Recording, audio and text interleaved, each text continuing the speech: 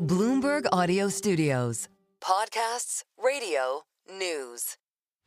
You're listening to the Bloomberg Businessweek podcast. Catch us live weekday afternoons from 2 to 5 Eastern. Listen on Apple CarPlay and Android Auto with the Bloomberg Business app. Or watch us live on YouTube. Many of you have seen or heard or watched what Scott Pelley said on 60 Minutes on Sunday evening. It was in reference to longtime executive producer Bill Owens announcing to his staff last week that he's leaving, citing corporate interference at the most watched news program in the U.S. Here's what he said, quote, "Paramount began to supervise our content in new ways. None of our stories has been blocked, but Bill felt he lost his independence that honest journalism requires, the independence that honest journalism requires. No one here is happy about it." Joining us now with an inside look at everything happening at 60 Minutes is Lucas Shaw, managing editor for media and entertainment. He joins us from Los Angeles. Lucas, I feel like everything at this point is political, but truly, this story is political. What's going on here? It's all tied up into the ongoing saga at Paramount Global, which has been in talks to sell itself for 18 months. But Scott Pelley's comments and the resignation of, or I should say the departure of Bill Owens, because he didn't technically resign, I think is the result of, or the culmination really of months of tension between Shari Redstone, who is the chairperson of Paramount Global, whose family controls the company, and her news division. And that started with frustrations related to kind of Gaza coverage, because Shari is very passionate about the state of Israel. That started on CBS This Morning, continued on 60 Minutes. And then as she realized that Donald Trump's suit against 60 Minutes, which was related to the editing of a Kamala Harris interview, might jeopardize the sale of the company, it just escalated. And so you've seen her both publicly and privately clashing with that news division, ultimately leading in the news of the last week.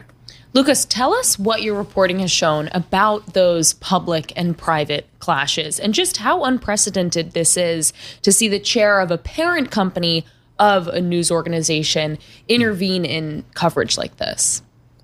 Well, there was a CBS This Morning segment in late September, I believe, might have been early October, but right around there, where they interviewed Ta-Nehisi Coates, who is the author of a new book called The Message, and a particular anchor, Tony Dockapil, was kind of aggressive, shall we say, in talking to and questioning Ta-Nehisi. The news division ended up scolding him, and then Shari Redstone came out publicly and said that they made a mistake in doing so, and she didn't think that his questions were over the line.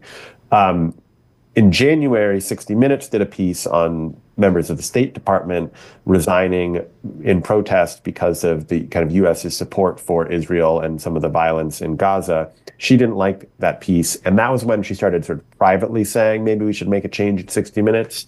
And it's really it's continued from there. I mean, you asked unprecedented. I don't know that it's unprecedented. I mean, people who own news companies tend to like to influence what their news outlets say. Now, some of that is just in the opinion, some of it's not.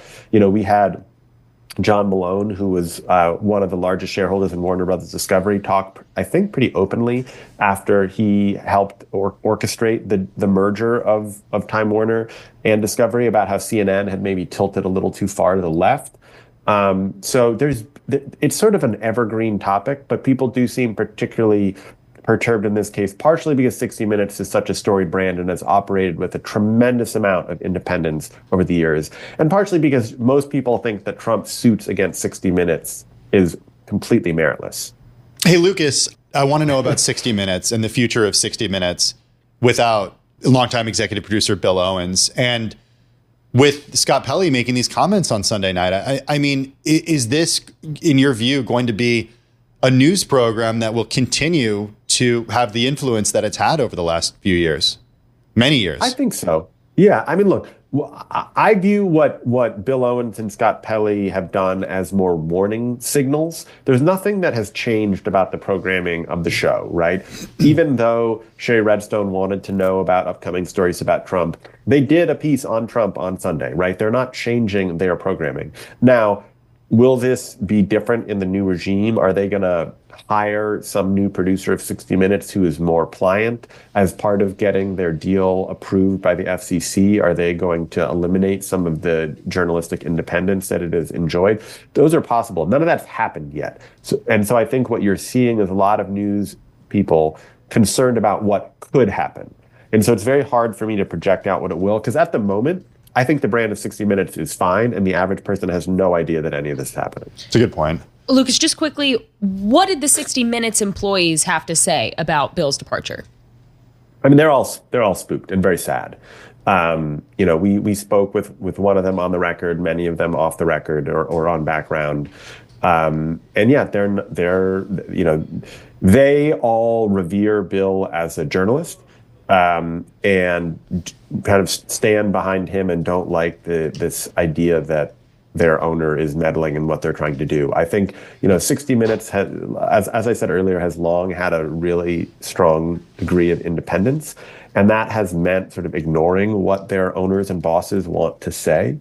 And this notion that anyone is trying to take that away from them, is frightening and concerning to them.